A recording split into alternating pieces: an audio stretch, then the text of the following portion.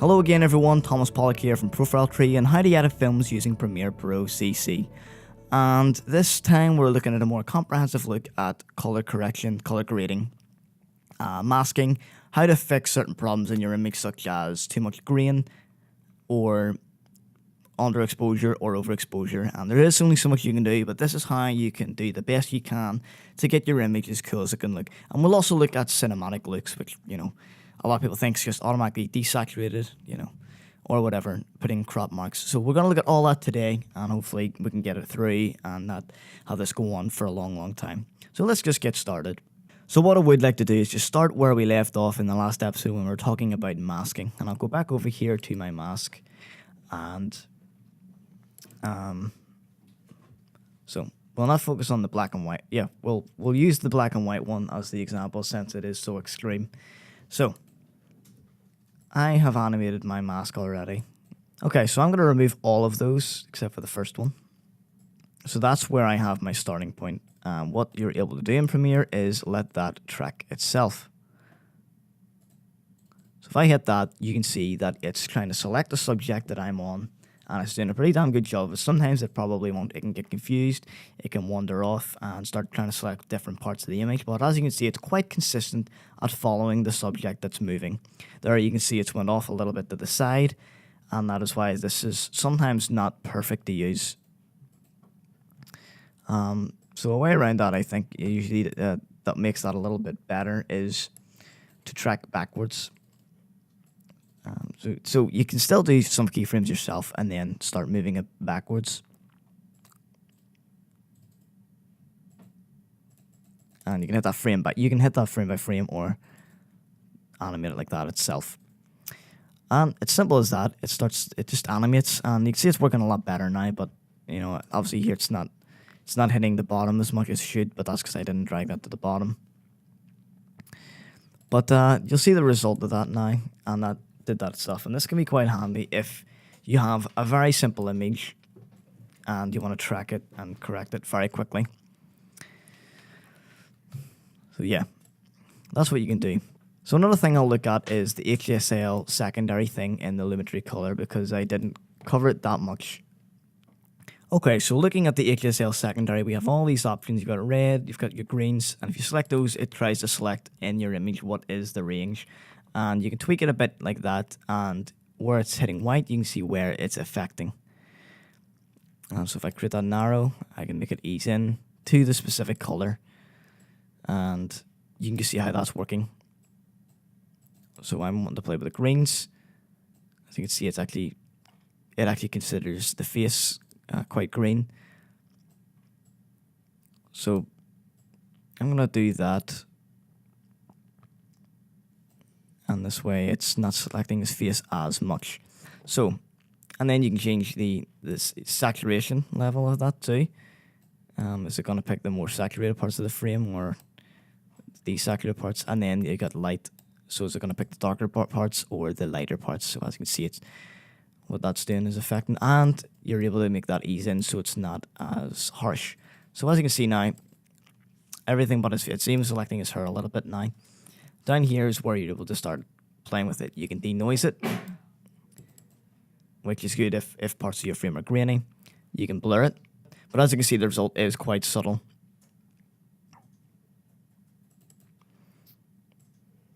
But down here is where you're really going to start being able to affect it.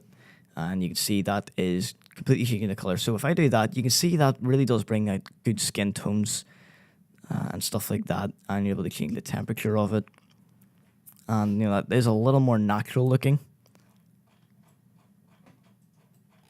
And you can change the contrast, sharpen it, saturate it. Simple as that.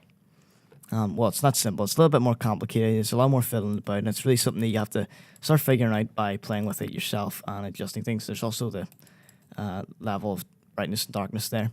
So AQL Secondary, I tend not to use it. I would rather use other ones. So another thing we can look at is color balance, and it's very similar to the options that are available in the Lumetri color options. So let's go ahead and hit color balance and stick that on the clip. And then that's going to bring it up over here. And this is going to let us play with the levels of red, green, and blue again. So there's three options: the shadows, the midtones, and the highlights, which we did cover in the color wheels, which is quite self-explanatory. The shadows being the darkest parts of your image, the midtones being the middle parts, and the highlights being the brightest things in your shot. So you have your shadows red, and that is going to affect just the shadows, and it means you're able to create a different color balances. Let's say in the dark parts of our frame, we are going to create a much more blue image. If we go to our shadows and add more blue, you can see how it's affecting the color. And if we want to remove the green, same as, and that's how you can play with it. You can add a bit of red. So you can see what I've done there is I've really played with the color. And it is looking it's very yellow looking. And we can start to change the highlights a bit if we want. Easy as that.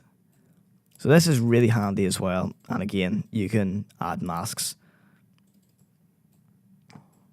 Like so.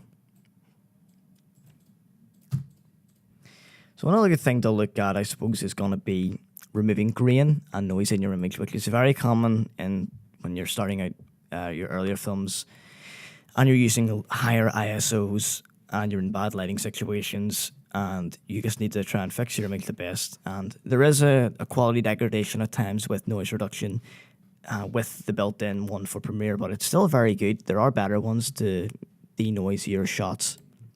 So I'm going to go and pick a shot from one of my films that is quite a lot of noise in it. Okay, so here is an example, and this shot is quite dark, so I have tried to increase it a little bit, and what you're going to see is it's only noticeable when we go into a full screen. You can see that grain in the darker parts of the image, even in the brighter parts of the image, and this isn't even on quite a high ISO. This is just what happens, and for this film I did want a bit of a grainier look. But you can get rid of that and soften it up if it's a little too much. So let's say I did want this to be relatively bright. And what we're going to see is a lot of noise around the whole frame. So we're going to go ahead and look at how you can denoise a shot. And by noise, I mean the amount of grain in your image. And obviously in After Effects, you have the remove grain option, but in Premiere, you don't. And it is better to get plugins, stronger tools that are able to reduce the grain. But here's how you do it without having plugins. And it isn't as effective, but it is one way of doing it. So over here, if you search for grain or noise and grain, use the median. And I've zoomed into the image here, preview, so you can see it much better. And you can see how that smooths out the edges. And it's as simple as that, but there's a way that you can do this and not affect, because obviously you see what happens when you start reducing the noise. You get a softer image, and the sharpness is just lost, and detail is often lost because of that. So what you can do, say you wanted to start selecting certain areas, the effect. Again, we can play with our masks, and if it's a static image, it becomes much easier to mask out, and you can draw around and have each mask working, softer or harsher on correcting the footage. It's as simple as that. But I do advise removing grain on better programs. So the final thing we'll look at is creating a cinematic look, which is something everyone, I'm sure, is looking to do when they come to this tutorial. So what is a cinematic look?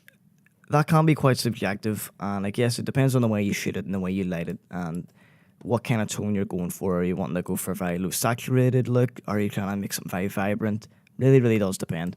So for an example, in Down There by the Train, we wanted to go for a very blue color palette, but also kind of maintain color to go against traditional westerns that are often very orange and yellow tinted. So we tried to play up with that a bit and add a bit more blue, cold winter tones to it. And a way you can achieve this is really just starting to play with the color wheels. And what we did was we made the highlights warm, but the shadows very blue. And that gives us that kind of image. And what always seems to be very nice as a cinematic look is lowering the contrast. And you can see it creates quite a washed out kind of look, but it kind of looks like it's been shot on actual film. And then bringing down the saturation a little bit, you can see the shot starts to become much more cinematic looking, and it just has that authentic feel. And again, it's just something that you can start to figure out on your own.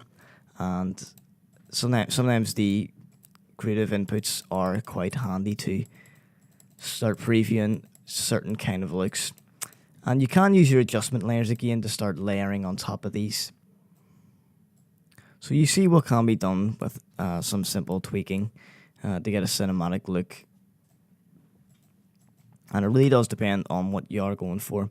But often desaturating the colours tends to be a way to get a very nice, crisp looking cinematic feel. Another thing I can show you to do is crop marks. And again, there's a couple of ways to do this. You can download actual crop marks and put it over like an adjustment layer. Or you can create your adjustment layer, place it over your video, and then you can search up in Effects, Crop. Then you drag that over, and now this lets you do that. And if you want to get the exact proportions, it's probably better using an aspect ratio overlay. With this film, we did have the widescreen overlay, the kind of CinemaScope look, which was roughly something like that. And what's nice about doing that is what you can do now is move your image up and down, and it gives you a little bit of freedom. And for some people, I'm sure you've had the boom in shot before. This can become very, very helpful to create tighter images.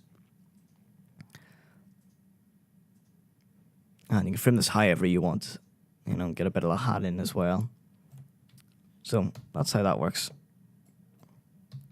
Well, that's it, everybody. Thanks for watching. If there's anything you feel like you'd like me to go into depth a little bit more when it comes to correcting the colors and trying to fix the image, let me know. If you need any questions about keyframing as well, let me know. And that's it for next time. We're going to move on to probably audio. So I'll see you next time.